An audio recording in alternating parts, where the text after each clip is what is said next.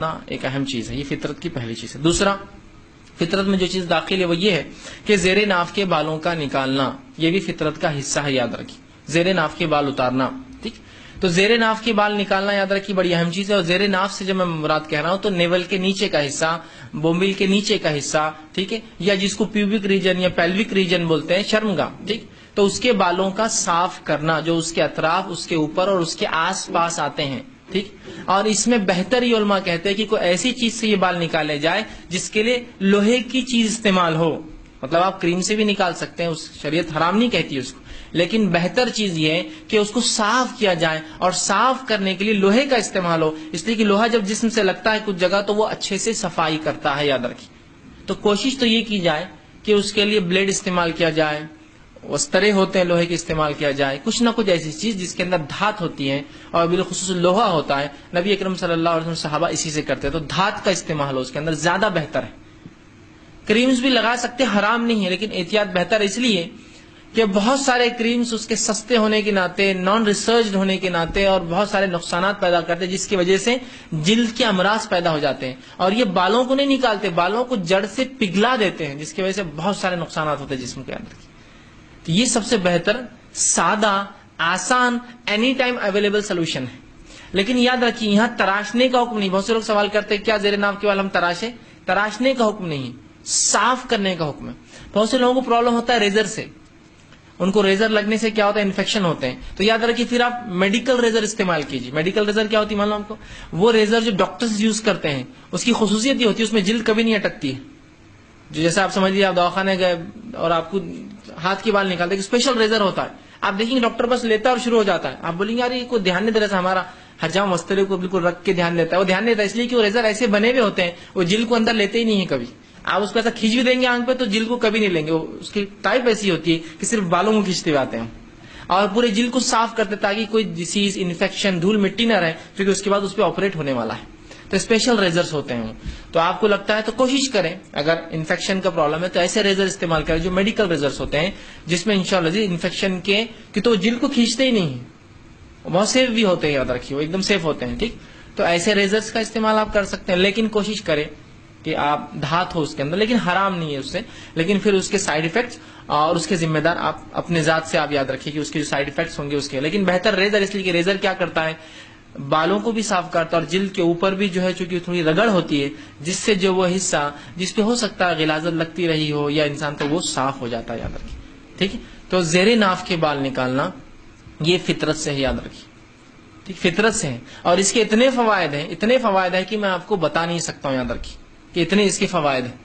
لیکن آج ہم بہت سے لوگوں کو دیکھتے ہیں، یاد رکھیے، دیکھتے مراد یہ نہیں کہ فزیکلی وہ دکھ رہا ہے، لیکن یہ علم میں، ہمارے شعور میں، معاشرے میں یہ باتیں آتی رہتی ہے کہ لوگ زیر ناف بال کاٹنا بھی ان کو علم نہیں ہوتا ہے، اس لیے کوئی ان کو سکھانے والا نہیں، سکھایا جا رہا تو ان کو معلوم نہیں بال کیسے کاٹے جاتے ہیں۔ کتنی تعجب کی بات ہے، وہ والدین جو دنیا بھر کی چیزیں بچوں کو سکھاتے ہیں، دنیا بھر کی آلتو فالتو چیزیں سکھاتے ہیں، ان کو یہ چیز سکھانے میں بڑی شرم آتی ہے، نہیں وہ تو شرم آ رہی، وہ بچوں کو کیسا سکھائیں، آخر دنیا بھر کی باتیں ہو رہی ہے، دنیا بھر کی چیزیں ہو رہی ہے، ٹی وی ایڈ چل رہا ہے، آپ ایڈ بند کیجیے تو بچہ پورا ایڈ جا کے سناتا آپ کا، اس کا ایڈ تھا نا یہ، ہم کو سب معلوم، آپ بولتے ہیں سب معلوم ہے، مطلب اس کو معلوم ایڈ کا ہے، آپ کے بند کرنے سے کوئی نہیں، تو آپ کو اس کو وہ شعور دیا، لیکن آپ دینی شعور نہیں دینا چاہتے ہیں، بڑے میں کو شرم آتی ہے اس میں، بچے کو کیسا بولے زیر ناف کے بال نکالنا، تم بالغ ہو، اور یہ بالغ ہونے سے شروع ہوتے ہیں مسائل، نہیں وہ میرے کو عجیب لگ رہا کیسے بتاؤں۔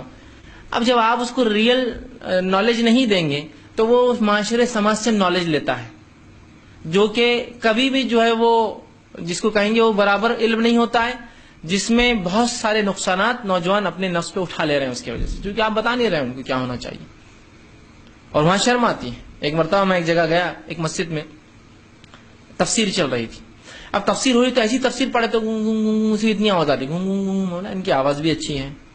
مائک میں جب خیرت کی نماز اثر کی تھی تو اللہ اکبر بہت کلیئر سنے آ رہا تھا، یہ گنگن کیوں شروع ہو گیا اچانک، مطلب آواز ہی نہیں آ رہی، پوچھتے ہیں ایسا کرنا چاہیے، ایسے یہ ایام ایسے ہوتے ہیں، ایسے جا رہے ہیں، میں نے کہا کیا بات ہے۔ اب جب میں نے غور سے ندی جا کے سنا تو وہ قرآن کی وہ آیت پڑھ رہے تھے، وہ یسألونک عن المحیض، یہ تم سے سوال کرتے ہیں حیض کے بارے میں۔ اب جیسی وہ آیت آئی تو ترجمے سے انہوں نے غائب کر دیا، تم سے سوال حیض کے بارے میں، اور کہہ دو کہ ناپاکی اور دنوں میں تم بیویوں سے دور رہا کرو، اور یہ ایسا ایسا، مطلب وہ اس کو سینسر کرتے ہوئے جا رہے ہو، مطلب جس بات کو بیان کرنے میں اللہ کو شرم نہیں آئی اس کو شرم آ رہی ہے اس کو بیان کرنے میں. سبحان اللہ. جو سب سے پاک سب سے زیادہ با حیا ذات ہے وہ تم کو کھل کر وہ مسئلہ بتا رہی ہے اور اس کو شرم آ رہی ہے اس کو پڑھنے کے اندر. کیسی عجیب بات ہے نا. اللہ سے زیادہ حیا والی ذات ہے کوئی؟ جب وہ حیادار ذات ضرورت کی چیزوں کو علی الاعلان اپنی کتاب میں بیان کر رہی ہے. اللہ کے نبی کے ذریعے بتا سکتا تھا نا اللہ, لیکن کتاب میں بتا اس لیے کہ اہم چیز ہے, تو اس کو انہوں نے سینسر کر دیا, اس لیے کہ ان کے نزدیک یہ بے شرمی تھی کہ حیض کے بارے میں کیسا مسجد میں بیان کریں گے, بچے بڑے سب بیٹھے ہیں. تو یہ بات اللہ کو سوچنا چاہیے تھی, سلیبس ڈیزائنر کو سوچنا چاہیے تھی کہ اس نے کس کے لیے سلیبس بنایا تو اس میں کیا ہونا چاہیے. تو وہاں تو سینسر کر دیے, لیکن یہاں دیکھیے نا آپ دنیا بھر کی گندگی پھر دیکھتے پھر رہے سن رہے, لیکن جہاں حلال ہے, جہاں رب نے جو سب سے باحیا ذات ہے وہ خود بیان کر رہا ہے اور اس کو بیان کرنے میں شامل. یقیناً میں اس مطلب یہ نہیں کر رہا آپ کی ماں بہنوں کے سامنے آپ بیٹھ کے ان کو حیض کے مسائل بتائیے. بولنے کا مقصد یہ ہے میرا, جس چیز کو رب کلیئر کٹ بتا رہا ہے اس چیز کو آپس میں مرد مرد ہی سن رہے تھے نا, کیا ان کو شرمانا چاہیے بیان کرنے کے لیے؟ یہ کتاب و سنت کا معاملہ ہے. ہاں آپ کا ذاتی مسئلہ ہے تو مت بولیے آپ لوگوں میں, وہ صحیح بات ہے, وہ حیا آنا بھی چاہیے. یہاں کتاب و سنت کا ہے, اگر آپ اس کو سینسر کر دیں گے جس چیز کو اللہ نے اعلان کر کے بتایا تو پھر آپ لوگوں کو علم کیسے دیں گے؟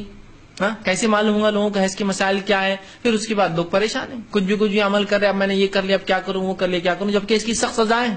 نبی اکرم صلی اللہ علیہ وسلم فرماتے ہیں جس نے حیض کی حالت میں اپنی بیوی سے ہمبستری کرا اس کو 1 دینار صدقہ کرنا پڑے گا. 1 دینار 4 گرام سونے کا ہوتا ہے, تو اتنا صدقہ ہے اس کے لیے. 4 گرام سونا بولے تو آج کے لحاظ سے 12,000 روپے صدقہ دینا پڑے گا آپ کو.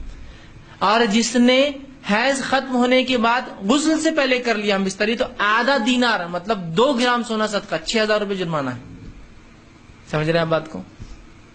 انہوں نے تو سینسر کر دیا اس کو پورا, چلے گئے. تو یہ وہ چیزیں جن مسائل پہ ہم کو منہ کھولنا ہوگا, اور علماء نہیں کھولیں گے تو پھر جوہلا جو بات چاہے کرتے رہیں گے. ہم کو ایک صاحب بتانے لگے کہ ہم جب بالغ ہوئے تو ہم کو یہ مسائل معلوم نہیں تھے, تو ہمارے اسکول کے ایک ٹیچر تھے. اب دیکھیے جب عالم نہیں بتائیں گے جن کا حق ہے تب لوگ کچھ بھی کرائیں گے. تو انہوں ایک دن بولے اسکول میں آئے, مطلب ظاہر سی بات ہے عام اعتبار سے نہیں لیکن اس علم کے لیے آپ کو اسکول میں آئے اور کہا 2-3 ڈجن وسترے لے کے آئے, کہا آج سب جو ہے اپنے بال صاف کریں گے. بولے زیر ناف اجتماعی انہوں نے کام کروایا. یہ بھی جائز نہیں شریعت میں, آپ سکھا سکتے علم, وہ کروا کے کیسے بتائیں گے؟ وہ بچے خود سمجھ, اتنی فطرت, جو چیز فطرت ہوتی ہے نا, فطرت اس کو کہتے ہیں جو انسان کو نہ بھی سکھایا جائے نا اس کے اندر ہوتی ہے وہ چیز, اس کا نیچر ہوتا ہے. جیسے کہ انسان کا بچہ پیدا ہوتا ہے تو کھانا اس کی فطرت ہے, اس کو جیسی اس کی ماں دودھ پلائیں گی اس کو معلوم ہے دودھ کیسا پینا ہے, اس کی فطرت ہے, وہ اس کا نیچر ہے جس پر وہ بورن ہوا, جس پر پیدا ہوا. ٹھیک, اسی طرح ہنسنا اس کی فطرت ہے. آپ اس کے سامنے آواز نکالی وہ ہنستا ہے, اس کو کیا سمجھ رہا, اس کی فطرت ہے. رونا اس کی فطرت ہے. اور اسی طرح سائنس یہ کہتی ہے اگر کوئی انسان کو پوری زندگی بھی نہ سکھایا جائے کہ اس کو عورت کے ساتھ کیا کرنا ہے تو وہ عمل وہ خود سیکھ لیتا ہے, اس لیے کہ سیکس اس کی فطرت ہے. یہاں سیکس